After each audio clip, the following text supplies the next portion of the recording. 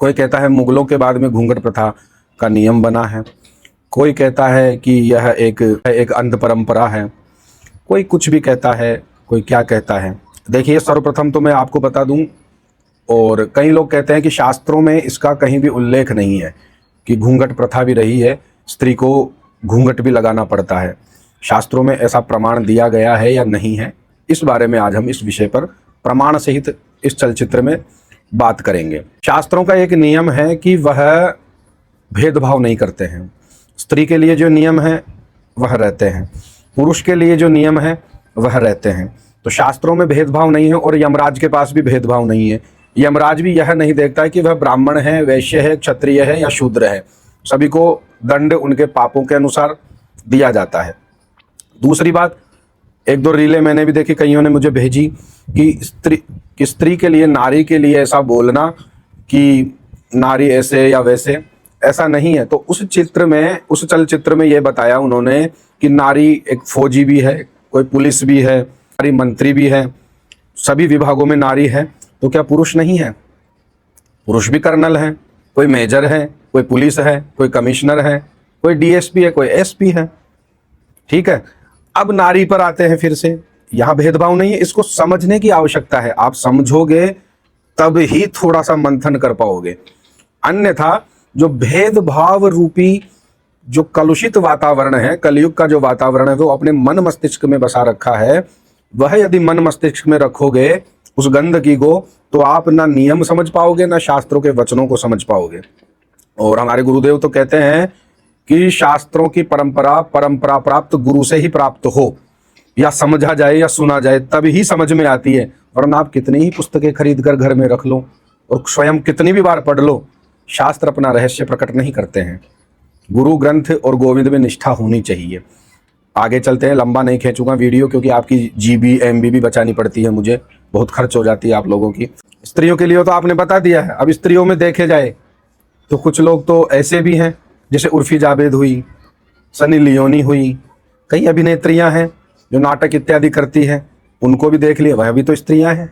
शूर्पणखा भी हुई थी, एक स्त्री त्रिजटा भी हुई थी, एक स्त्री पूतना भी हुई थी।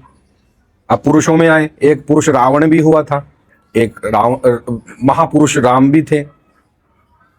ठीक है, तो पुरुषों में भी यह भेद प्राप्त होता है और स्त्रियों में भी भेद प्राप्त होता है। गुण अवगुण सबके अंदर प्राप्त होते हैं।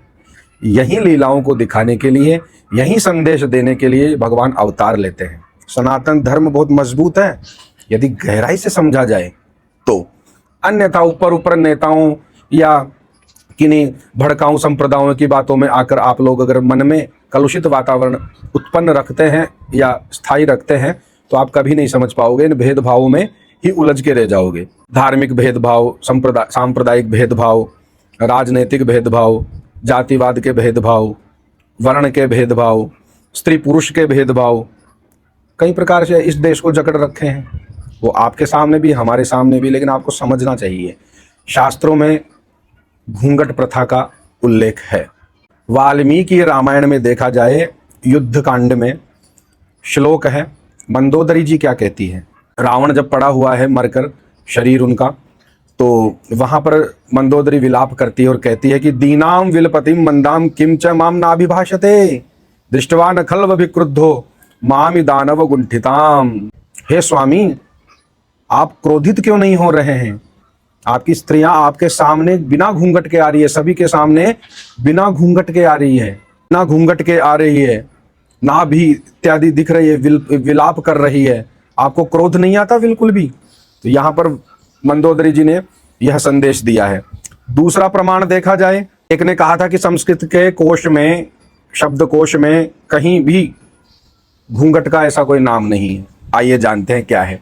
अवगुंठनम, अव प्लस गुंठ प्लस लुट, योशानना वरक सरंद्र वस्त्रम स्त्री मुखाच्छादन वस्त्रम। एक और और है स्त्री मुखाच्छादन वस्त्रम।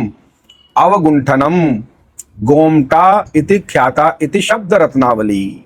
संस्कृत में ही है। संस्कृत में स्त्री मुखाच्छादन वस्त्रम कहते हैं और अवगुंठनम भी कहते हैं। अब अवगुंठन संविता कुलजा भी सरेद्यति इति साहित्य दर्पण में भी है। भूत अम्मा लज्ज अवणैसम दावदे अवगुंठनम इति शाकुंतले। गुंठन की मुद्रा भी बताई है।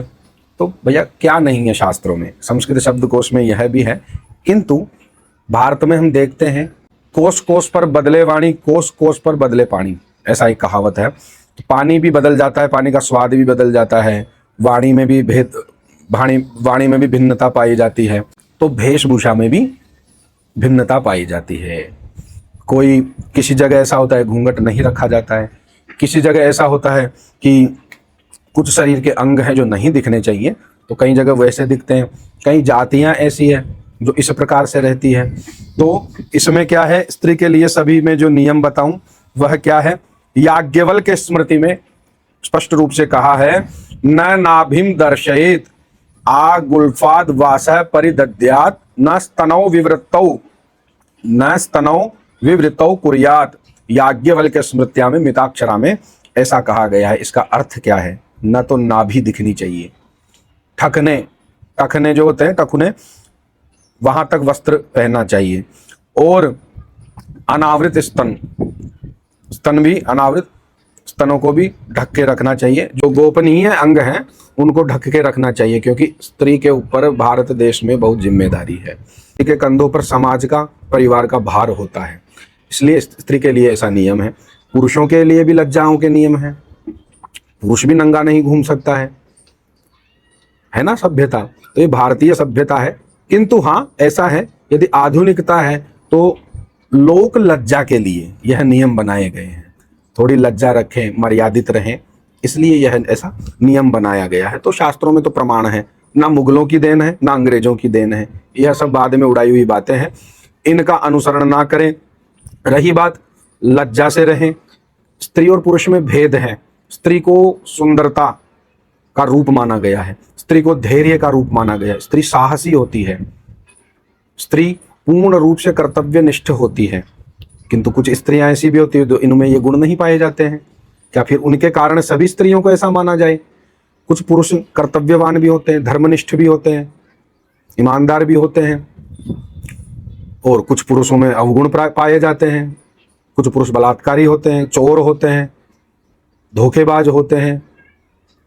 सभी में है ना अवगुण, और सभी में गुण भी है। तो एक तराजू में सभी को नहीं तोला जा सकता है। बस यह भेदभाव जो स्त्री और पुरुष का बनाया हुआ है मिट जाना चाहिए। मेरा ऐसा कोई उद्देश्य नहीं है कि मैं किसी को लज्जित करूं, ना मुझे स्त्रियों से वैर है ना पुरुषों से वैर है। मेरे लिए सब समान है। और स्त्रियों की पूजा शास्त्रों में भी बताई गई है, स्त्रियों का सम्मान, उनकी सुरक्षा करना शास्त्रों में भी बताया गया है, बहुत पुण्य मिलता है। ठीक है, तो पुरुषों का दायित्व है स्त्रियों की सुरक्षा करें, उनका सम्मान करें। ठीक है, तो यह नियम बताए गए हैं, इसलिए मैंने यह चलचित्र बनाया। क्योंकि ऐसा प्रश्न स्नेहा जी ने पूछा है, बहुत अच्छा प्रश्न किया है उन्होंने, तो बहुत बहुत धन्यवाद। बहुत अच्छा प्रश्न है, और सभी का कल्याण हो। हर हर महादेव, नारायण नारायण।